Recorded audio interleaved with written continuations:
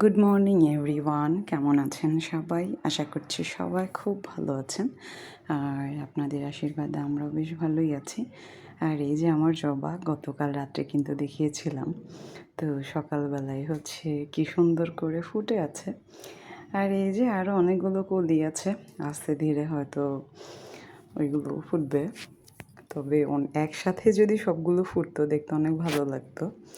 তবে হ্যাঁ, একটা দুইটা করে ফুটছে বিধায় হচ্ছে দেখতে পারছি অনেক দিন ধরে। আর একসাথে ফুটে গেলে হয়তো মানে এইভাবে করে খুব বেশি দিন দেখা যেত না। একদিকে ভালোই হয়েছে। আর এই যে আমার সাদা নয়নতারা, আর মোটামুটি হচ্ছে আমার প্রতিটা গাছে কম বেশি মানে ফুল ধরে আর কি। আর ওই যে অলকানন্দা একটা ডালের মধ্যে হচ্ছে ফুল ফুটছে। আর আমি তো এটা অনেকবার শেয়ার করেছি যে আমার গত বাসায় থাকতে হচ্ছে আমি এই গাছটাকে আমি ছাঁটাই করে দিয়েছিলাম। আর সেরপর থেকে হচ্ছে ওইভাবে করে গাছটা বাড়ছে না। তবে এটা যদি কোনো জমিনে হতো তাহলে এতদিনে গাছটা অনেক বেশি বেড়ে যেত। আর যেহেতু এটা টবে, তাই খুব একটা মানে বাড়ে না। আর এই যে আমার বারান্দার মধ্যে জবাও হলো, তারপর হচ্ছে অলকানন্দাও হলো। আর এখানে কাঠগোলাপটাও হচ্ছে কলি ফুটে যাবে এটাও।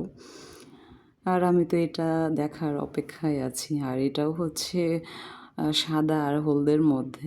তো আমার বেশিরভাগ ফুলই হচ্ছে একটু হলদে টাইপের। আর আজকে তো একাদশী, তো হচ্ছে আমি ফল কেটে নিলাম। তো এখানে হচ্ছে আমি মালটা নিয়েছিলাম হচ্ছে আমরা, আর কলা এমনি খেয়ে নিয়েছি। আর একা একা হচ্ছে ভালো লাগছে না, তাই বারান্দায় চলে আসলাম। আর আমার বারান্দা তো অনেক বেশি ভালো লাগার একটা জায়গা। আমি যখনই হচ্ছে সময় পাই তখনই আমি বারান্দায় এসে একটু বসে, আমার খুবই ভালো লাগে। আর কি যে রোদ বাহিরে, একেবারে মনে হয় সব কিছু পুড়ে যাচ্ছে এরকম। আর যে জিনিসটা দেখছিলাম এখানে হচ্ছে কি যেন লঞ্চ করবে, তো 2 দিন পর পরই হচ্ছে কিছু না কিছু ব্র্যান্ডের কোনো না কোনো লঞ্চিং থাকেই। তো সেটারই প্রোগ্রাম করার জন্য স্টেজ বেঁধেছে। তো এটা হয়তো কিছুক্ষণের মধ্যেই শুরু হয়ে যাবে। আর এই যে রাতের বেলা, তো এই যে ওদের হচ্ছে প্রোগ্রাম হচ্ছে। আর এখানে সারফিউ লাগিয়েছে দেখলাম। আর এটা হচ্ছে কয়েকদিন পর পরই হতে থাকে। এর আগেও হচ্ছে আমি আপনাদেরকে ভিডিওতে দেখিয়েছি। মানে বিভিন্ন ব্র্যান্ডের নতুন নতুন যদি কোনো প্রোডাক্ট আসে সেগুলো হচ্ছে লঞ্চ করে একটা অনুষ্ঠানের মধ্য দিয়ে আর কি, পরিচিতি বাড়ানোর জন্য, কিংবা এটা হচ্ছে মার্কেটিং প্রমোশন বলাই যায়। আর আমি তো হচ্ছে ঘরে বসে বসে ভিডিও করছিলাম। আর আমার তো ভালোই লাগছিল। আর আমার না এই সার্ফি লাইটগুলো দেখে আমার গায়ে হলুদের কথা মনে পড়ে যাচ্ছিল। আর এইরকমই হচ্ছে লাইটিং হয়েছিল আমার হলুদে। খুব বেশি মজা করেছিল সবাই, আমিও করেছি। পারি আর না পারি ইচ্ছে মতো হচ্ছে ডান্স করেছি।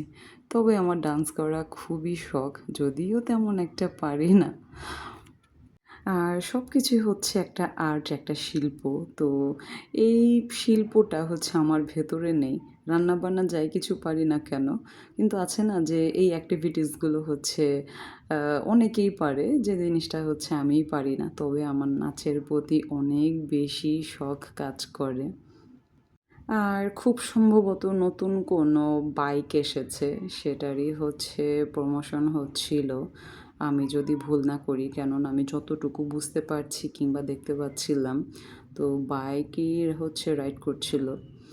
আর এই যে সকালবেলা হচ্ছে কলি দেখিয়েছিলাম, রাতের বেলায় কি সুন্দর করে ফুটছে। এটা হয়তো আগামীকাল সকালবেলা আর একটু বেশি ফুটবে। তো ইচ্ছে আছে প্রথম ফুলটা হচ্ছে আমি আমার গোবিন্দের চরণে দেব।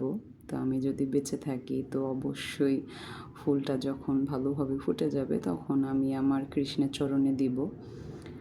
আর এদিকে হচ্ছে কিছু মাধবীলতাও ফুটেছে। আর মাধবীলতা প্রথমে কিন্তু সাদা রঙেরই হয়, এরপর হচ্ছে কালার চেঞ্জ হয়ে যায়, এটা পিঙ্ক হয়ে যাবে। আর আমি হচ্ছে বাসায় ছিলাম না বিধায় এই গাছটার অনেক ক্ষতি হয়েছে। আর মাধবীলতা গাছ অনেক সেনসিটিভ একটা গাছ, আমি এটা দেখেছি এর আগেও। আমি হচ্ছে বাসায় না থাকলে আর খুব বেশি দিন যদি আমি না থাকি, দেখা যায় এই গাছের জল দেওয়া হয় না, তখন এই গাছটা না কেমন যেন একেবারে পাতা টাতা ঝরে যায়, তারপর হচ্ছে কলিও ঝরে যায়, মানে মৃতপ্রায় হয়ে যায় আর কি। আর আমি তো রাতের বেলা হচ্ছে আমার 2 বারান্দায় ঘুরে বেড়াচ্ছিলাম, কোথায় কয়টা ফুল ধরেছে। আমার না এগুলো দেখতে অনেক বেশি ভালো লাগে। এই যে প্রতিটা গাছেই হচ্ছে ফুল ধরে আছে। আর আমি যদি পারতাম না একেবারে বারান্দাটা ভরে রাখতাম, কিন্তু যেহেতু এটা ভাড়া বাসা তাই হচ্ছে ওইভাবে করে গাছ আর বাড়াচ্ছি না, কেননা এগুলো টানা হ্যাচড়া করাটাও খুবই ঝামেলাজনক। কেননা আজকে এখানে আছে, আগামীকাল হয়তো এখানে নাই থাকতে পারি, সেক্ষেত্রে এগুলো টানাটা অনেক বেশি কষ্ট হয়ে যায়। তাছাড়া গাছ অনেক সেন্সিটিভভাবেই টানতে হয়, না হলে এগুলো ডালপালা ভেঙে যায়, আর তখন আমার খুবই কষ্ট হয়।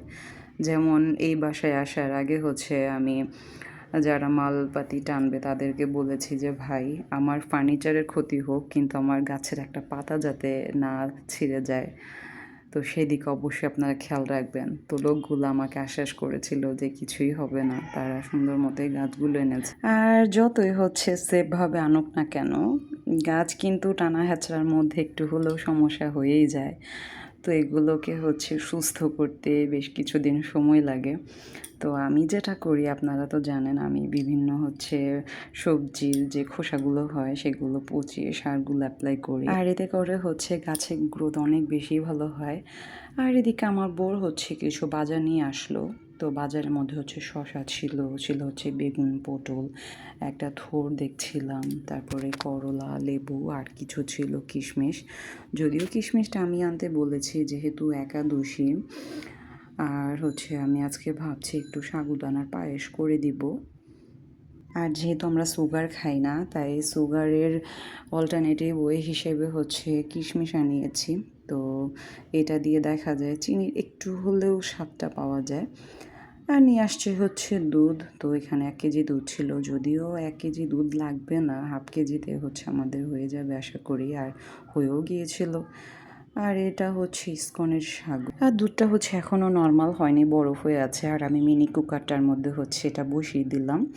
আর এদিকে আমার বরকেও কিছু ফল কেটে দিয়েছি, সেটা খাচ্ছিল। আর খেতে খেতে হচ্ছে আমার এখানে পায়েসটাও হয়ে যাচ্ছিল।